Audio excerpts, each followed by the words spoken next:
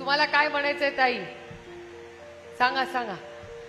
सरकारने शिंदे सरांनी आश्वासन दिलं होतं पगारवाढीचं, पण अजून पण जीआर निघाला नाही.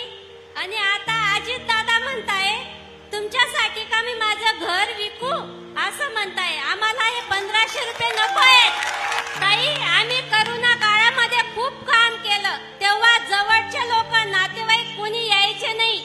माझ्या आशा वर्कर, अंगणवाडी, आशा सुपरवायझर आम्ही घरोघरी जायचो, तेव्हा आम्हाला पण धाक होता. आमच्या घरी लहान मुलं आहेत, आमचा परिवार आहे, तेव्हा आमच्याकडे सगळेजण दबावाने सांगायचे तुम्हाला हे काम करावं लागेल. आणि आता आमची पगार वाढ केली, पण जीआर तर काही काढला नाही. पण ते आता म्हणताय तुमच्या पगारासाठी काही आम्ही आमचं शेत घर विकू. आम्हाला हे लाडकी बहिणीचे 1500 रुपये नको आहेत, कारण आम्हाला माहिती आहे हे 1500 रुपये आमच्याच पैसे आम्हाला देत आहेत. आज राष्ट्रवादी काँग्रेस पार्टी शरदचंद्र पवार गट पक्षाचा पक्ष महिला सिंदखेडा धुळे येथे पार पडला.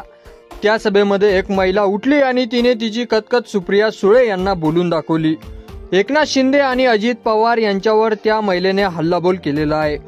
त्यानंतर सुप्रिया सुळे यांनी दादाला आणि देवेंद्र फडणवीस यांना चांगलंच जोडपून काढलं. तुम्ही एवढे माजले का आणि तुम्हाला एवढा सत्तेचा माज आलाय का? आता जर महिलेला असं बोलला तर याद राखा, या बात ऐकून घेणार नाही, मग डायरेक्ट तुम्हाला सांगू. त्यानंतर ते असंही म्हणाले की यांचे नेते असंही म्हणतात की 1,500 रुपये देतो, पण जर मत दिलं नाही तर ते पैसे वापस घेईल. चला तर बघूया.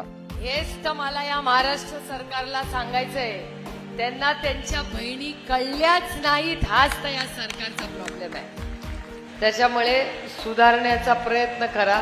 सुधारला तर आनंदच आहे, नाही सुधारला तर धुळ्यामधल्या कुठल्याही कुटुंबाला जर तुम्ही त्रास दिला तर इथून करारा जवाब डबल मध्ये मिळेल, हेही मला तुम्हाला सांगायचं. कारण संविधानाने आपल्याला अधिकार दिला. मध्ये तर हे भारतीय जनता पक्षाचे आमदार म्हणाले की मतदान केलं नाही तर तुमचे 1500 रुपये काढून घेऊ. महिलांनो, माझी सगळ्यांना विनंती आहे, 1500 रुपये घ्या.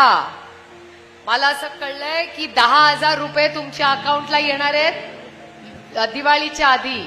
10,000 रुपये पटापटा बँकेतून काढून घ्या, पटापटा खर्च करून टाका. कारण का ह्या भावांचा काय भरोसा नाही. इलेक्शनला हरल्यानंतर तुमच्या दारात येतील आणि म्हणतील ते माझे पैसे परत. माझ्या तर मतदारसंघात महिलांना धमकी दिली, कार्यक्रमाला आला नाही तर तुम्हाला पैसे मिळणार नाही. करून तर बघ, फक्त कसं नाव काट करतो.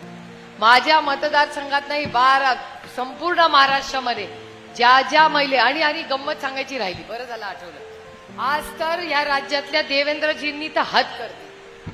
देवेंद्र फडणवीसांनी असं भाषण केलं की पुरुष पण फॉर्म भरायला लागले आणि मुद्दामून विरोधी पक्ष हे काम करतंय. कारण का त्यांची बदनामी करण्यासाठी.